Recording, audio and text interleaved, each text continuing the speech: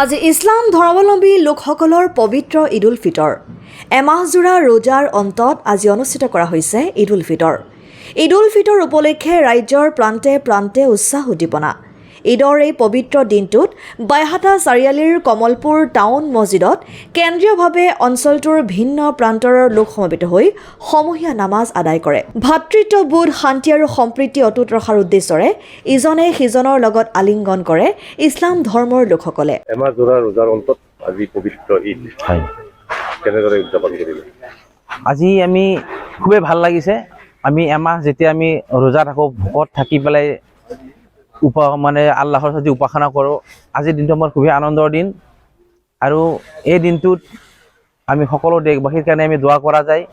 অকল আমাৰ কাৰণে নহয়, যিটো জাতি জনগোষ্ঠী য'তো দিছে গোটেই ভাৰতবৰ্ষত আমি সকলোৱে সুখত থকাটো, শান্তি মিলাপ্ৰীতিত থকাটো বা ভাতৃত্ববোধত সকলোৱে জীয়াই থকাটো আমি বিচাৰোঁ।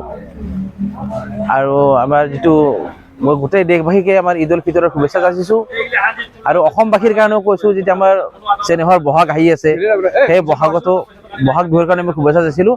আজিৰ এই ঈদ উল ফিতৰৰ নামাজ পঢ়ি আজি ঈদগাহ ময়দানৰ পৰা ৰোজাৰ অন্তত আজি আপোনালোকে হয়, এমাহজোৰা মাহে ৰমজানৰ অন্তত আজি ঈদ উল ফিতৰ 2 ৰাকাত ৱাজিব নমাজ কমলপুৰ কেন্দ্ৰীয় ঈদগাহ ময়দানত সমূহীয়া হিচাপে সমাপন কৰা হ'ল।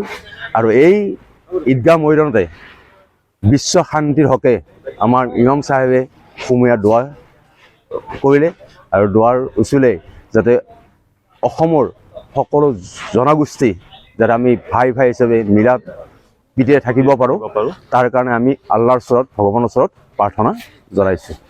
News desk report SK